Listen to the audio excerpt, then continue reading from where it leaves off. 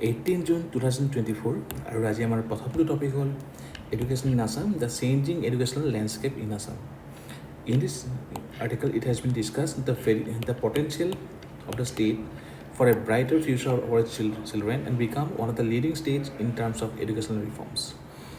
Now, there are certain aspects which has been discussed in these articles. For example, GS4 card important point. Previously, such questions has been asked, such as education must be able to build character and manifest our real nature. And a quote by Swami Vivekananda: "We wanted education by which character is formed, and strength of mind is increased, intellect is expanded, and by which one can stand on one's own feet." Very important for GS4 perspective.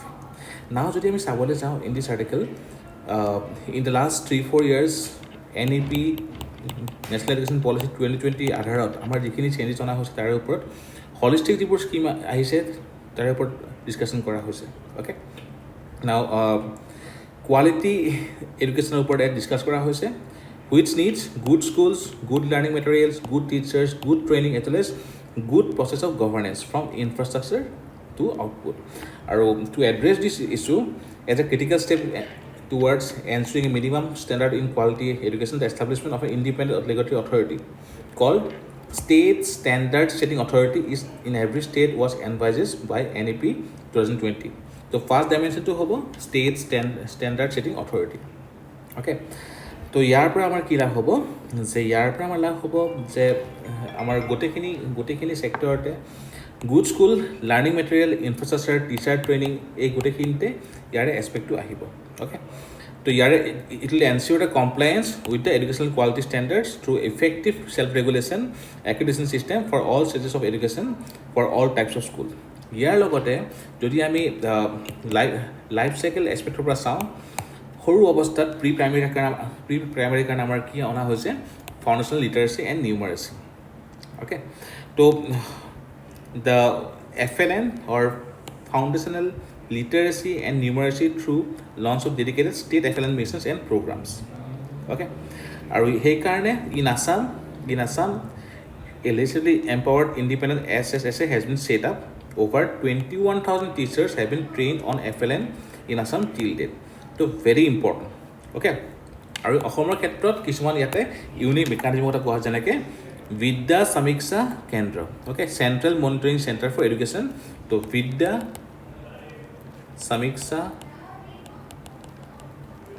কেন্দ্ৰ important হয়, যদি মেইনছৰ কাৰণে হ'ব পাৰে, প্ৰিলিমছৰ কাৰণে হ'ব পাৰে। Okay, ইয়াৰ লগতে যদি আমি ষ্টেটৰ বাজেট এল'কেশ্যনৰ পিনে চাওঁ, অ'কে, তো Assam has been consistently allocating NEP's recommended budget outlay of 6% of GDP on education. Okay, but it has also been actively working on imparting requisite FLN skill to all the children in the mission. আৰু তাৰ কাৰণে আমাৰ Nipun Asom mission, national initiative for proficiency in reading with understanding and numeracy. তো Nipun Asom mission was launched since 2021. Also described as a priority by Assam Finance Minister during the state budget speech in this year February. ইয়াৰ বাহিৰে with updated curricular Diksha e learning, okay, য'ত 8,000+ e content ৰখা হৈছে। Okay, তাৰ লগতে Assam is only state in India to initiate primary education in 6 different languages. Okay, তো Bodo, Koch Rajbongshi, Deori Kachari, okay, even Adivasi tea labour community and even the Nepali settlers. Okay, so' holistic আৰু inclusive education. Then under school rulebook society, teacher আৰু পেৰেণ্টছৰ interaction. Then আৰোহণ scheme for mentoring and monitoring for talented students from remote area. Okay, ইয়াৰ বাহিৰে বিকশিত জীৱন পৰিকল্পনা scheme, তো under the state youth commission.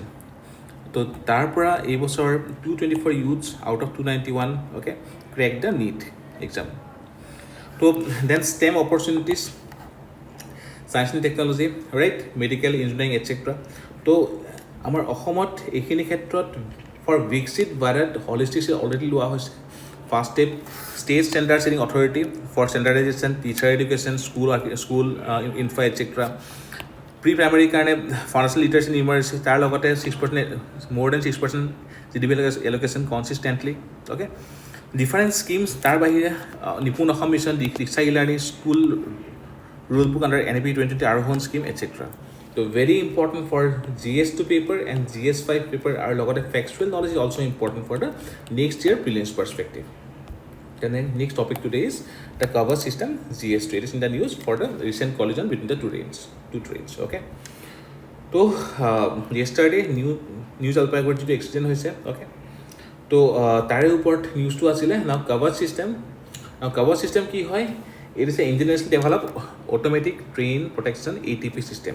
Okay, developed by RDSO, by Research Design and Standards Organization, under Indian Railway in collaboration with Medha Servo Drives Private Limited. Okay, now since 2016, Railway has been carrying out field tests for Kavach for the passenger trains. Application ki ase designed to assist locomotive pilots in avoiding signal passing at danger and overspeeding. Next, it can alert the loco pilot, take control of the brakes and bring the train to a halt automatically when it notices and the train is on the same line within a prescribed distance. It also continuously relay signals ahead to the locomotive, making it useful for the loco pilots in low visibility during the winter seasons. Okay, so these are the various applications. So ATP mane ki hol? ATP mane hol automatic train protection system, means whole equipment that ensures safe running of the trains on the main line. That means it prevents collision of trains by maintaining safe distance between them.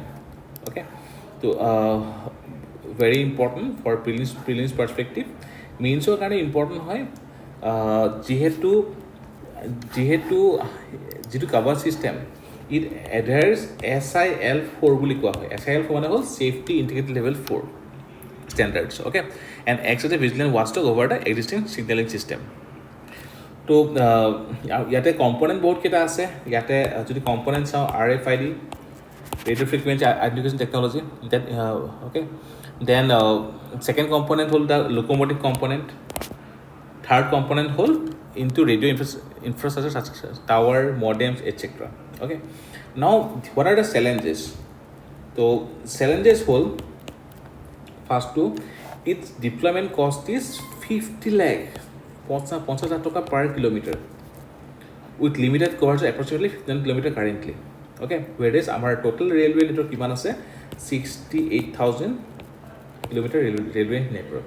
Okay, so presently Indian Railway has generated 4,000 crore within the signaling and telecom budget allocation under the Rashtriya Rail RRSK Rashtriya Rail Sanaraksha course বুলি কোৱা হয়. Okay, especially for implementing Kavach system. Okay, so our challenges খিনি important means or কাৰণে. Next topic to হ'ল Western Hoolock Gibbon. Now Western Hoolock Gibbon it's a vulnerable species in the IUCN red list. So only found in India, native to eastern Bangladesh, northeast India, Myanmar and southwest China. Okay, then it has much wider range as it is found in all the states of northeast, restricted within the south of Brahmaputra river and east of Dibang river. So vulnerable in IUCN, Eastern Hoolock Gibbon or Western Hoolock Gibbon is endangered in the IUCN list. Okay, the Western Hoolock Gibbon is endangered in the IUCN red list, or Eastern is vulnerable. Now issue to key hole issue is that Sonja Wildlife Rescue Center, Garo Hills. Okay, there is a discussion that the species will be relocated to the zoo. Okay, now relocating to the zoo would strip them from their natural environment, potentially leading to a low adaptation of their behaviors and adaptations. আৰু আইউচিএনৰ যিখিনি guideline আছে সেইখিনি ইয়াতে মনা হোৱা নাই বুলি কোৱা হৈছে. Okay, furthermore Indian wildlife protection act 1972 mandates the protection of wildlife and their habitats in the natural habitats. Okay, তো Sonja Wildlife Rescue Center was established in 2008 and it has been instrumental in preservation and rehabilitation of the gibbons, providing safe haven since it was set up. যেহেতু আমাৰ ইয়াৰে আমাৰ endangered হয়, population কম, সেইকাৰণে national habitat is a best probable space where they can grow. So that's why this is the article is in the news. Now prelims are kind of important, mains or specific and purpose data nai. Next, recent cement factory PCBA ভায়োলেশ্যন হোৱা বুলি যিখিনি এটা news চলি আছে। The citizens alleged that PCBA challenged CPCB over violations in the TAS cement plant hearing. Okay. Now, a group of citizens from the different villages under the Honapur Revenue Circle have jointly filed a formal complaint with the State Environment Impact Assessment Authority (SEIAA). Significant issue raised in the complaint is the inaccessibility of the draft EIA report, okay, to the general public of Honapur. Although it was reportedly available at the office of President Honapur Gram Panchayat, the office was inactive during the relevant period due to the end of President's term earlier this year. Okay. Now, EIA. Now, EIA is a structured method used to analyze and understand the potential environmental effects that could occur from upcoming projects or initiatives. Okay. EIA has been globally recognized, leading to the development of international conventions, agreements. Okay. The United Nations Conference on Human Environment, যিটো 1970 আমি Stockholm Convention বুলি জানো, emphasized the need of EIA in decision making. Other organizations such as UNFCCC, then CBD, etc. also highlight the importance of EIA in various sectors. Now, India যদি আমি legal policy framework পিনে চাওঁ যে EIA কাৰ আমাৰ কি আছে policy framework, তাৰে ক্ষেত্ৰত in India the EIA notification is issued under Environmental Protection Act 1986. Okay, it outlines the process and requirement for conducting EIA. Okay, Ministry of Environment, Forest and Climate Change and the State Environmental Impact Assessment Authority are responsible for the implementing and overseeing the EIA process. Now, the EIA process then under EIA process there is number one is screening and the scope of the process in EIA. Next to number two is the baseline data collection and impact prediction. Third to whole mitigation measures and alternative assessment. Number 5 is public consultation and participation in EIA. Or last to whole review and decision making. Now, EIA helps to address the physical impact, biological impact and social impact, okay, in the region. Very important for mains perspective. Mains karone important hoy aru prelims karone bahut important hoy. The next topic today is the caste. Okay, caste report, the shadow of the caste. Despite affirmative actions programs, it continues to shape inequalities. Now, affirmative action ki hoy under our right to equality, amar 14 or up to 18 ase, right? Our right to equality ki hoy, it is not absolute.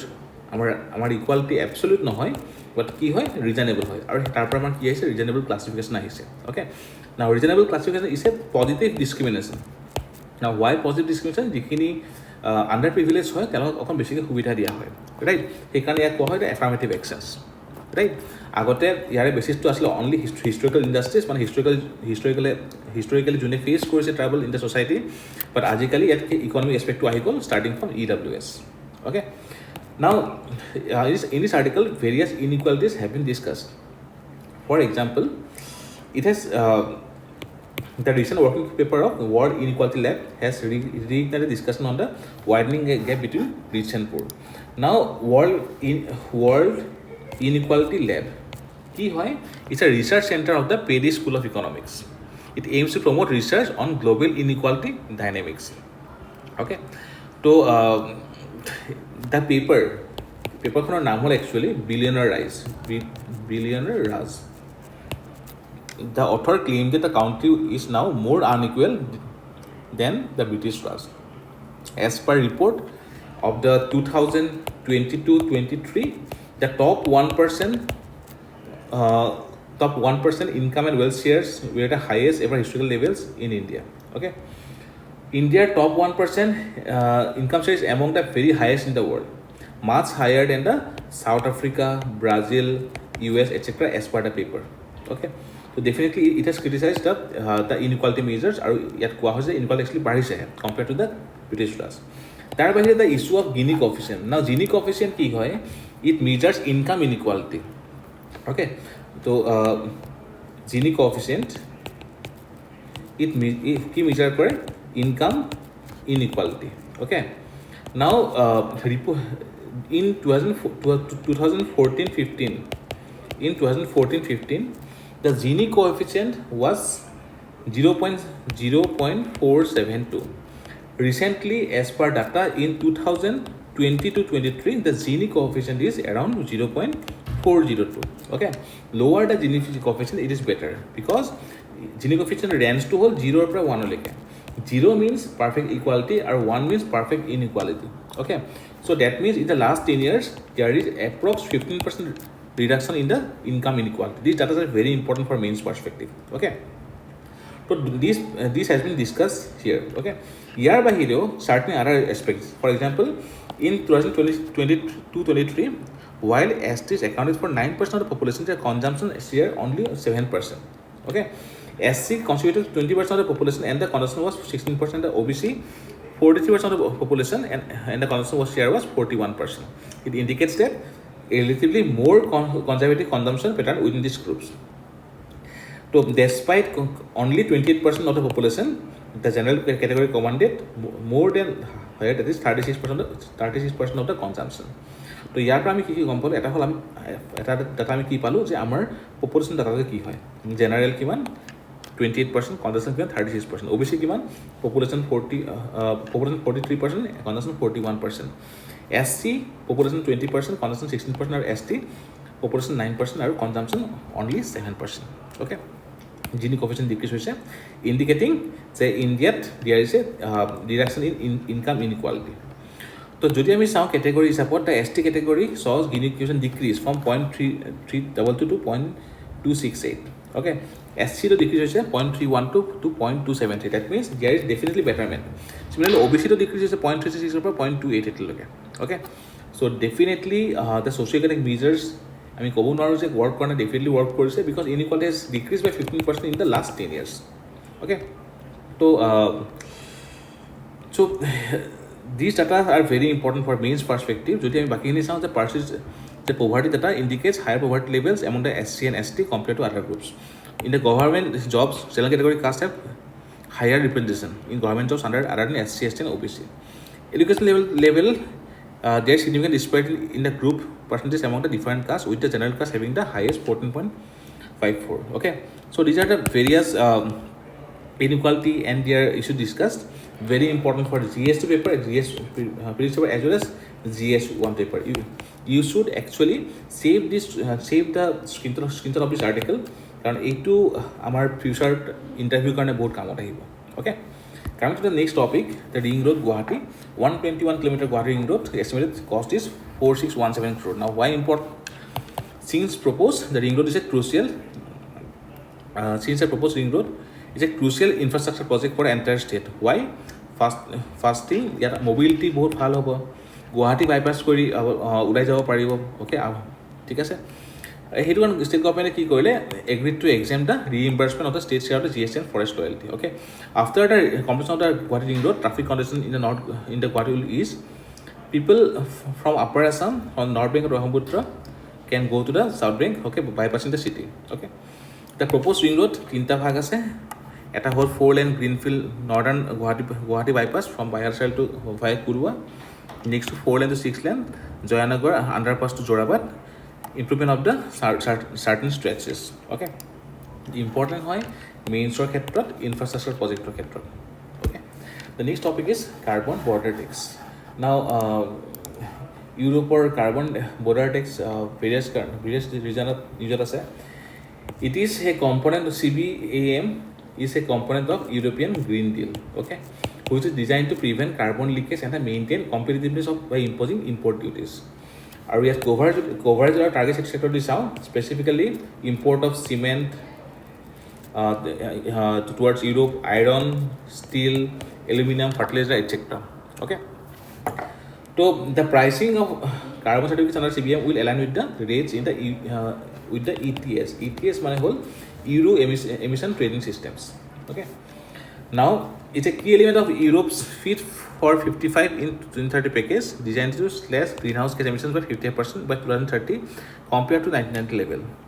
CBM's environmental objectives to drive cleaner industrial production outside EU.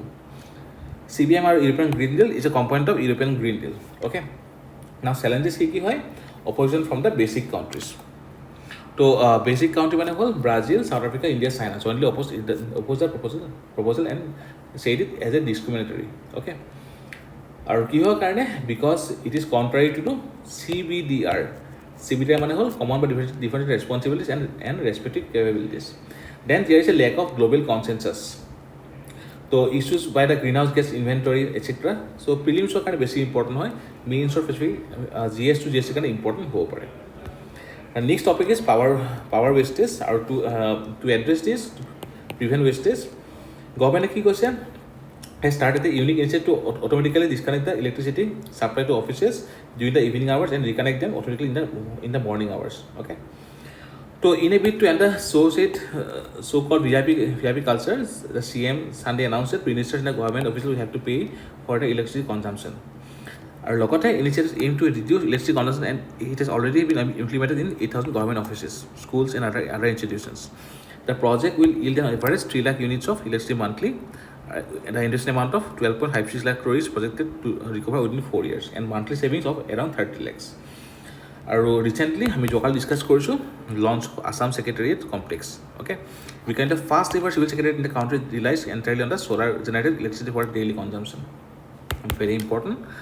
আৰু গভৰ্ণমেণ্টে এইখিনি বস্তু লাহে লাহে Bangladesh centre PWD APSC office forest office এটচেট্ৰালৈকে লাহে লাহে expand কৰিব তো আমাৰ 2600 ডিমাণ্ড এভৰিডে মেগাৱাট আমাৰ এৰাউণ্ড 300+ মেগাৱাট আমাৰ নিজৰ প্ৰডাকশ্যন হয় আৰু আমি পাৱাৰ কিমান কিনো almost 2300 that means 90% of power আমি কিনি আছোঁ আৰু আমি বহুত দামত কিনি আছোঁ এৰাউণ্ড 12-13 rupees অ'কে আৰু ছাবচিডাইজ ৰেটছত গভৰ্ণমেণ্টে চবকে দি আছে ৰাইট তো ডেফিনেটলি গভৰ্ণমেণ্টৰ ফাইনেন্সৰ ওপৰত ইয়াৰ এফেক্ট বহুতখিনি আছে আৰু this are some of the measures to address those issues very important for prelims as well as mains perspective India-US ICET Now, ICET was announced by India and US in May 2022 and officially launched in January 2023. It's being run by National Security Council of both countries. Under this initiative, both countries have identified 6 areas of cooperation, which would include co-development and co-production, which are gradually expanded to Quad, then NATO, followed by Europe and the rest of the India. Under ICET, India is ready to share its core technologies with the US and expects Washington to do the same. Focus area ki hoy AI research and agency partnership, defense, innovative ecosystem, semiconductor, cooperation on human space flight, and advancement in 5G and 6G technologies, and adoption of open RAN network technology in India. There are certain key achievements. For example, the first one is quantum, very important for means quantum coordination mechanism. Okay. So next to whole Z deal, India-US defense acceleration ecosystem. Okay. So important hoy GS2 karne prelims karne important hobe ICET. Okay. Next is DSR cultivation. Now, direct seeding of rice. It's a modern rice technique where rice seeds are directly sown into the field, replacing the traditional method of transplantation. Efficient, sustainable method of rice cultivation that offers significant benefits for farmers, environment, and the economy. Okay. So recently, herbicide tolerant basmati rice. ICET commercialized and non-genetically modified hybrid herbicide tolerant basmati rice. These varieties allow direct application of the herbicide due to a mutated ALS gene. Okay. Now, there are various issues debate going on. Eta whole scientific debate. Research indicates that hand weeding of the specific intervals in DSR is more effective, okay, and yield enhancing. Weed diversity and risk, okay. It targets specific broadleaf weeds. Herbicide weeds may evolve, okay. Just historical context from 2014 to 17, innovations in DSR at IAR kernel led to the adoption of the turf water technology. Prelims is important, which uses climatic factors and effective herbicides to reduce cost and save the water. যদি আমি চাওঁ যে ইয়াতে টাৰ ৱাটাৰৰ কথা discuss কৰা হৈছে it reduces the consumption of the water okay আমি আমাৰ ৱাটাৰ ইণ্টেনচিভ যিখিনি খেতি আছে আমাৰ তাতে আমাৰ হেল্প হ'ব অ'কে নেক্সটটো হ'ল ইয়াতে কি হয় DSR doesn't require nursery preparation or transplantation okay নেক্সটটো soil texture is a key. DSR should be avoided in the soils of a light texture is more suitable for the heavy or medium to heavy textured soils. Okay. The iron content of the soil also determines the suitability of the DSR. Soils are severely deficient in iron are not suitable for tar water DSR. So tar water কি হয় প্ৰিলিমছৰ কাৰণে important আৰু মেইনছৰ ক্ষেত্ৰত আপোনালোকে নতুন technique এটসেট্ৰাৰ কাৰণে agriculture question include কৰিব পাৰে। নেক্সট ইজ প্ৰিলিমছৰ কাৰণে factual Bishnu Rabha award two Dharmeswar Nath দুৰ্লভ ভট্টাচাৰ্যী। অ'কে 2024 এৱাৰ্ডটো তেওঁলোকক দিয়া হৈছে। Next WTO norms. India has option to retaliatory measures. Now safeguard measures ki hoy. Safeguard measures are measures introduced by country that qualify as an emergency action. Okay, under the WTO agreement on safeguards. A WTO member may take a safeguard action under the WTO agreement on safeguard to protect a specific domestic industry from increase in imports of any products which is causing or which is threatening to cause serious injury to the industry. These actions are intended to prevent or mitigate serious injury to the member state's domestic industry. Okay, there are certain guiding principles. Ki hoy that it must be temporary. It cannot be permanent. That they may be imposed only when imports are found to cause some threats. Generally applied on non-selective basis. Okay, they are this should be progressively liberalized, and the member imposing them must pay compensation to the members whose trade is affected. Okay, so all members, the agreement was went into effect on 1st January 1995. It prohibits grey area measures and it sets time limits on all safeguard actions. Okay, so yate koa hoise European Union safeguard measures on some steel products. Okay, so India has the option to propose the imposition of retaliatory custom duties under the WTO norms. Okay, the two sides have failed to reach a consensus on European safeguard measures. The EU has extended safeguard duties on certain steel imports scheduled to expire this month by another 2 years till 2026. Okay, this is the second extension of the GATT that take the form of tariff rate quota, first imposed in 2018. UPSC প্ৰিলিমছৰ কাৰণে বহুত বেছি important, next time প্ৰিলিমছৰ কাৰণে বহুত বেছি important. Okay, so' agreement on safeguard কি হয় আৰু WTO ওপৰত এতিয়ালৈকে মেইনছৰ কুৱেশ্যন অহা নাই। GST কাৰণে WTO this are very important. Okay, so safeguard WTO safeguard agreements. What is the agreement? Establishes a rule for the application of safeguard measures by WTO member countries. Safeguard is temporary import restriction. It set forth this agreement WTO members must conduct an investigation before they can apply a safeguard measure. All member of the WTO are party to the agreement. The agreement went into effect in 1st January 1995. There is no expression date. So EU safeguard duties on certain steel products in response US ক্ষেত্ৰত আৰু criticism কি হয় the WTO countries criticized the EU for maintaining its safeguard measures on steel imports in UK for familiar measures. India এটা retaliatory measure ল'ব পাৰে। So WTO ক্ষেত্ৰত বহুত বেছি ইম্পৰ্টেণ্ট হয় মেইনছৰ কাৰণে, প্ৰিলিমছৰ কাৰণে ইম্পৰ্টেণ্ট হয়। You should go through these notes. এইখিনি আছিলে আজি আমাৰ 18 জুন কাৰেণ্ট এফেয়াৰ্ছ। আমি